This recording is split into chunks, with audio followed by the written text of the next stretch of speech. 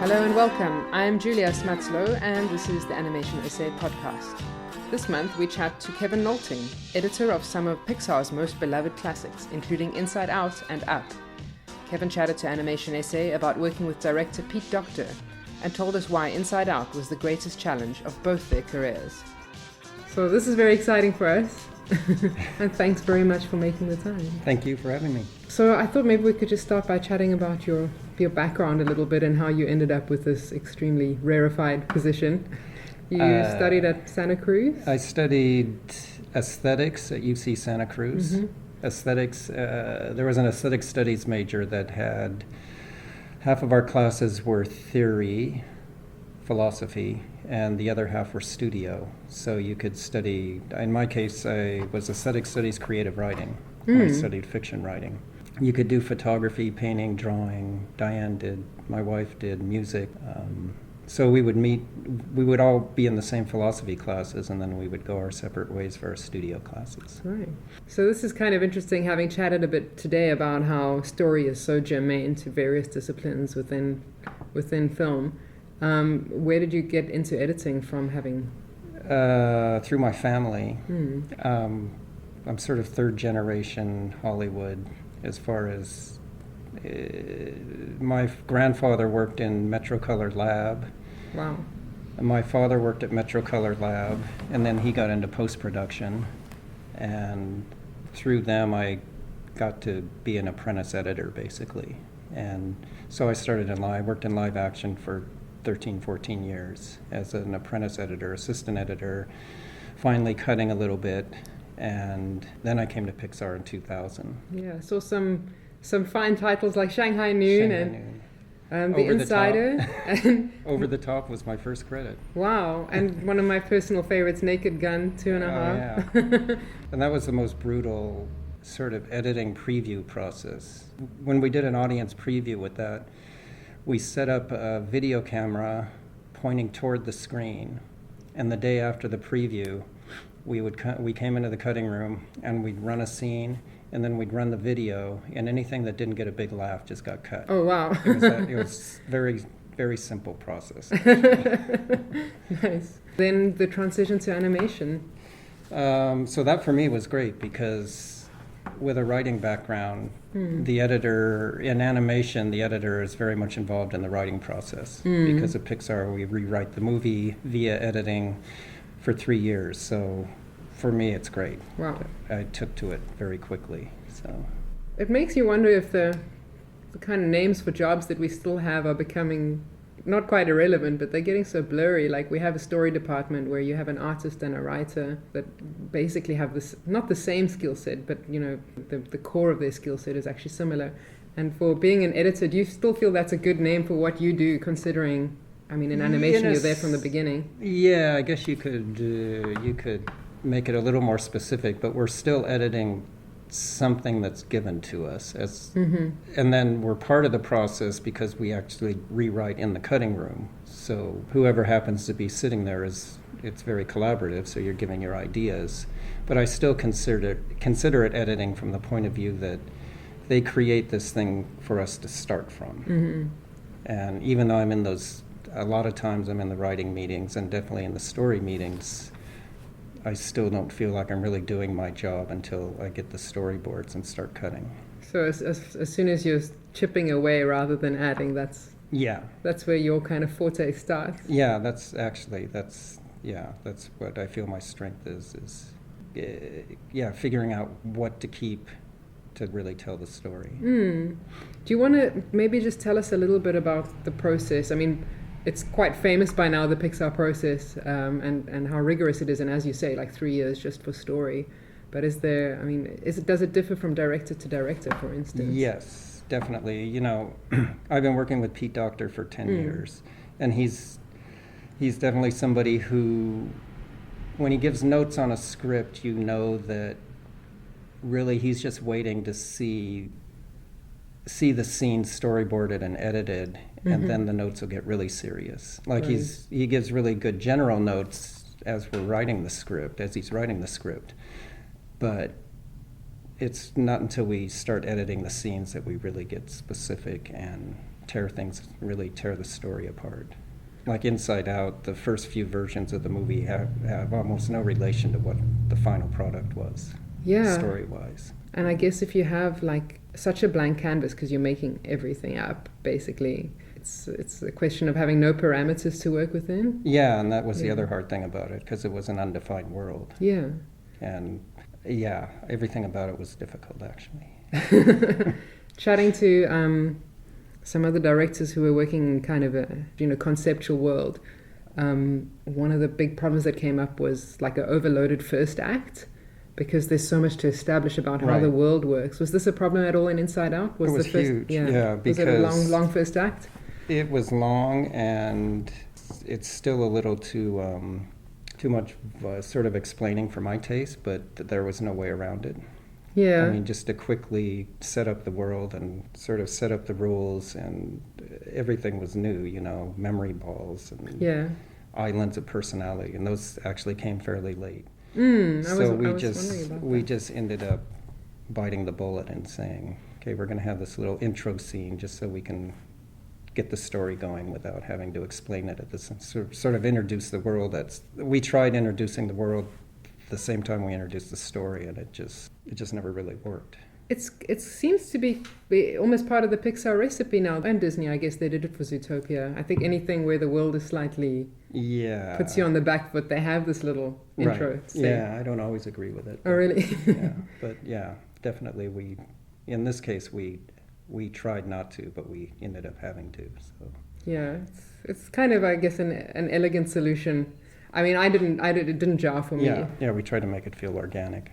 I remember reading in another interview with yourself, you were saying for Pete Docter, it feels a lot like he's the conductor of an orchestra, or he's putting he's like a musical director, and he's laying the bass line, and then he brings like people in almost as musicians. Yeah, he does that. That's definitely the way he works. It feels like you're making music a lot of times, and he has a musical background.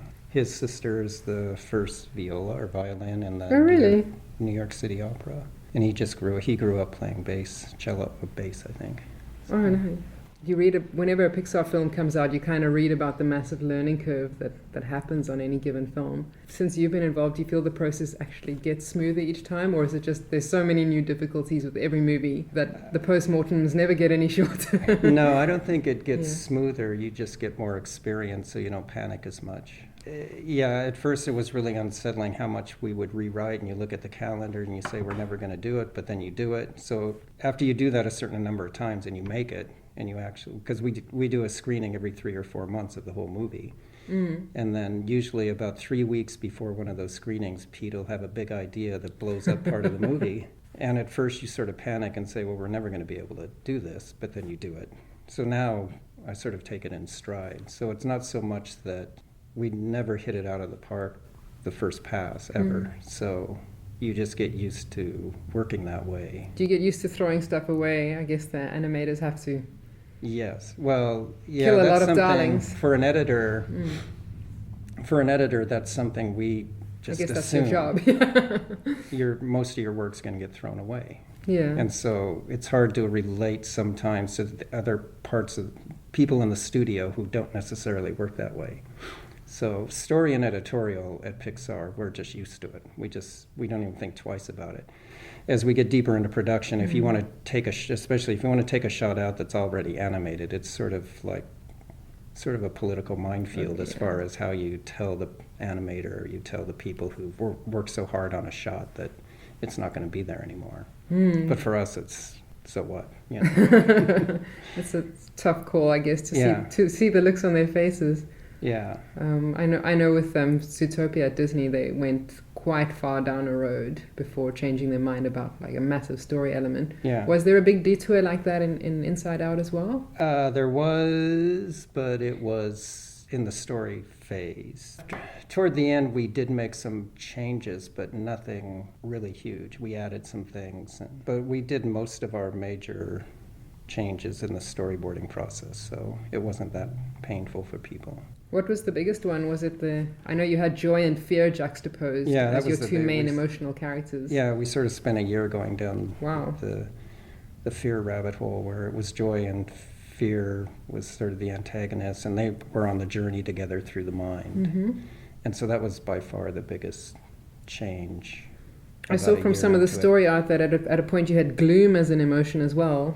Was that a big... Yeah, let's see, who did we... Yeah, in the first year, we experimented a lot with different... Because we did a lot of... Pete did a ton of research and talked to a lot of experts about emotion. And there's a lot of experts on emotions, and they all have different points of view, like how you even classify the emotions, and what are the main emotions, and how many main emotions are there, and then there's all these sub-emotions underneath those. And ultimately, just for story purposes, 5 emotions were. We tried 6 for a long time. I think the added one was, we had pride and hope were also in there. Interesting. And for some reason, 6 was just the flow of the scenes. As soon as we took one out, it just started working. Okay. As soon as we ended up with 5. So. It seemed really primal, like it made sense to me, because the emotions that you ended up with are ones that you have even as a baby or a 1-year-old. You know, disgust is it's like an evolutionary thing. You need to know what you shouldn't eat again. Yeah, disgust was always sort of the hardest one to sort of articulate story, you know what I mean, as a character. Oh yeah, and we had Schadenfreude. Oh, really? Yeah. Did he have a German accent? Yeah, it was hilarious. It was just a quick little scene. It was hilarious. It was Schadenfreude and ennui. They were great. He had a French accent, I guess. Yeah. That's pretty funny. Yeah, he wore a little beret and a striped shirt.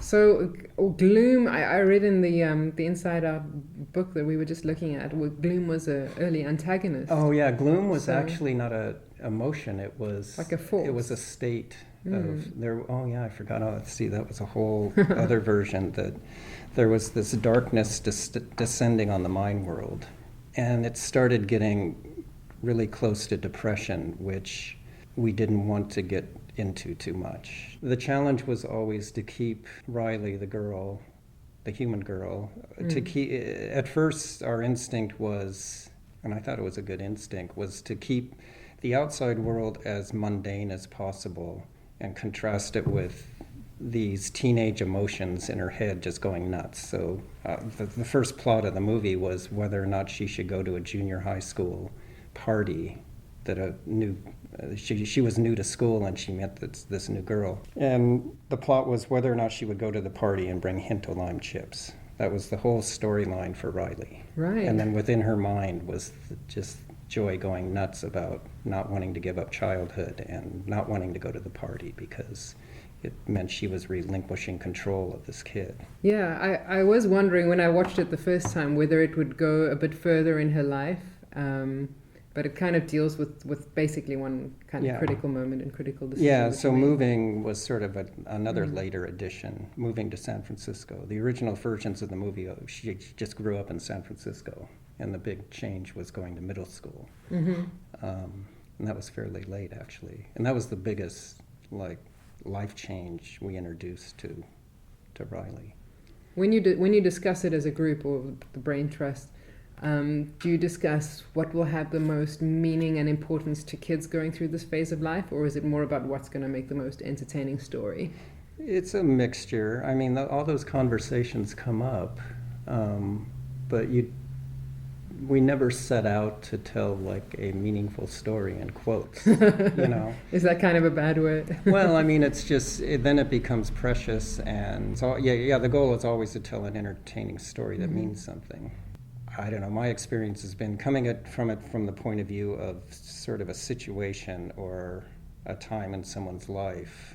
You get closer to telling a meaningful story than sort of saying, I'm going to tell a story about how sadness is valuable to your life. That never even, going into the movie, that wasn't the thing. So when did that kind of arise as the takeout? That was the sort of now, I think it's in some of the DVD extras. There's Pete it was funny actually. Pete went on a Father's Day hike in 2012, I think. We were a year into the movie. He recorded himself on his iPhone talking about the movie and how he had this idea that he was looking at the relationships in his own life and as being the most important thing. And the people he's closest to are the ones that he shared a full range of emotion with, not just joy. And that sort of led to the idea that joy had to give up the idea of controlling everything, and sadness had to, was a valuable part of Riley's life. So that was sort of just this brainstorm he had, and he came in, that was on a Sunday, he came in Monday, and we completely blew up the movie, and from that point on, it sort of became the movie it ended up being. Do you remember, or are you able to say what the kind of point was before then? Was it more about like how to be joyful? It was about joy not wanting Riley to grow up. Okay. And as a story, it was just never really, joy was always, you were never rooting for her because it was such an unrootable thing. It was like, she ended up looking, so you should see some of the scenes we did. She just ends up looking sort of ridiculous because she's trying to keep this kid from growing up and putting her in all these embarrassing situations in middle school. Keeping a kid from feeling sad was just so much more relatable, especially as parents, because we've all gone through that as parents, where we tell our kids, don't cry, don't feel sad. Dry you your just want to be tears. happy all the time. Yeah. So it was a good lesson for all of us. Yeah, I think especially in this day and age of like Prozac Nation, it is a really good message. I just wanted to ask, was this the most personal project for you that you've worked on so far? Or? Oh yeah. Really? Yeah, because I have daughters who went through. In fact, my younger daughter, we moved her from LA to San Francisco when she was 10 or 11 years old, so it was very similar. Wow. Yeah. I love the example of Inside Out, actually, when I'm trying to keep the idea in mind that you need an argument and a counter argument in a movie that both could win out. Yes. Like, you can kind of tell which one's going to be the dominant value, right. But they both have to be valid. Like, it's good to be happy, it's also okay to be sad. Those are both valid arguments. Yeah, and that's what I love. Those are my favorite movies, frankly, is where you're watching the main character make mistake after mistake, but you totally sympathize with why they're making those decisions. One of my favorite movies, did you see A Separation, the Iranian movie from a few years ago? About a couple going through a divorce, and you sort of follow three characters, the husband, wife, and daughter. And through the whole movie, you're just sitting there saying, each character, you're going, why are they doing that? But you totally get it. You totally sympathize. So. Yeah, I think that's another kind of quite sophisticated thing in Inside Out, is the fact that there isn't an antagonist. Yeah, we've done that before. The Cars movies don't have true. antagonists, really. Yeah. And speaking of the kind of emotional content, do you have any like tips or touchstones as editing for emotion? I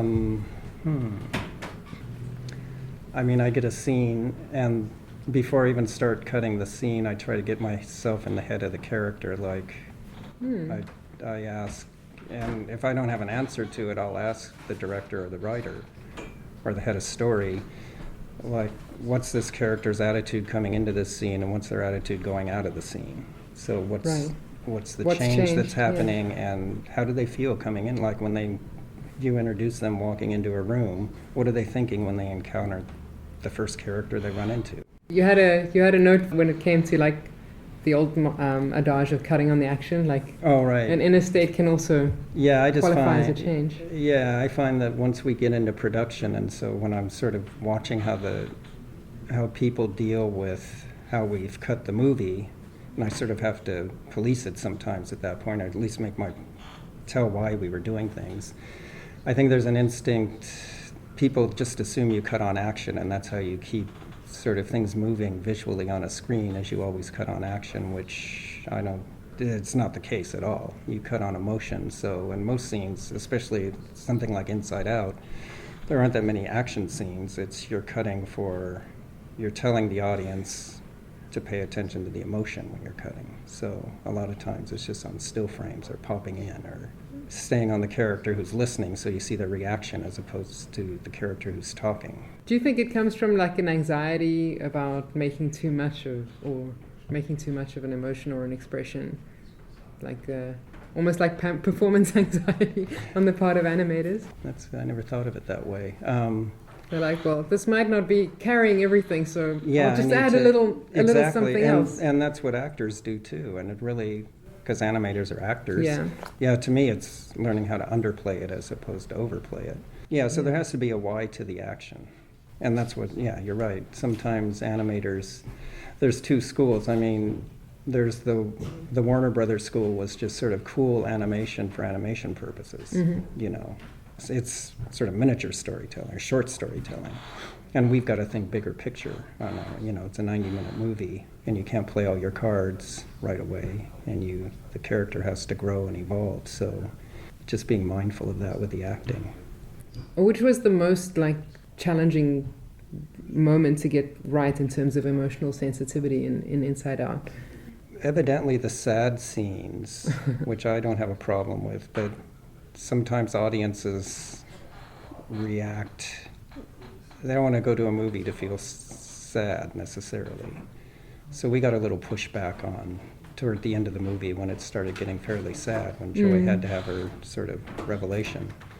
That was sort of the trickiest part to maneuver, keeping the movie entertaining but also making it thoughtful. It's so interesting because I know some of my colleagues who had a chance to chat to some Disney guys were told, think of the moment that makes you cry in your story and hold on to that for everything it's worth. I've heard that about method acting. Oh, right. It's not the bit that makes you joyful. It's because everything, as Inside Out makes the point, everything is counterpointed. Right. So if you can go that low, then you have earned the highs, you know? Yeah, that's how I think about it, but not everybody thinks that way. And the other side of that coin, have you got any tips about editing for humor? Editing being so important to making actually, you know, funny. both humor and more serious things, setup is everything, you know. If the audience doesn't understand the context of the joke or how you got there, or, you know, if they don't subconsciously track it, it's not going to be funny. And the same thing with sad scenes is, if you weren't with the main character early in the movie, at the end of the movie, you weren't going to feel sad. You know, you can't just do it with music, and I mean, you can do a lot with music and with tone and with visuals. Are you very involved in choosing every second of music and score, or do when we're storyboarding the movie, we completely score it with existing tracks from other movies. I spend a lot more time on the sadder, more dramatic scenes with music and try to make the comedic scenes just play as comedy without music. Or minimal music, not sort of like pointing to the comedy. I don't like music that points to the comedy. That usually means it's not that funny. Right. And you have to be, I mean, there's a whole different schools of thought on how you use dramatic music too early on, because I used to think, well, it's sort of misleading to the director if you can make a scene feel really emotional in storyboards with music. Is that really fair to the director? Should they see it, an emotional scene without music, to see if they're really getting it? I tried to use the most neutral music I can early on, just so the scenes... Make your job tougher for yourself. Well, yeah, so the scenes have to prove themselves, as opposed to selling the thing with huge dramatic music before it's really... before we've really got it, story-wise. Yeah, do you still do like massive postmortems of movies like these, in terms of like what went wrong, what went right? You don't really bother? Not really. It obviously went right. Yeah, ultimately, what I think everybody's learned is there's going to be points on the movie where you're in sort of crisis mode, and that's just the nature of the beast. If you're trying to make a better movie, if you're going to push yourself, then you're going to find yourself digging these holes, and then you got to get out of them. So they kind of expect it to be difficult and chaotic, and then somehow you're going to make it. Yeah, I see it as a good sign that you're trying to do something difficult. I think that's a good sign myself. If we just breezed through them and everything was just funny, we could certainly do that. We could make movies that just one laugh after another, I guess. But then you wouldn't get that heart. Yeah, right. Yeah. Do you guys have like a philosophy as a company that says, you know, even if we do 10 different kinds of movies, there's one thing that makes it a Pixar movie? Yeah, I've heard that, but it's not a conscious conversation. Okay, so there's not a manifesto.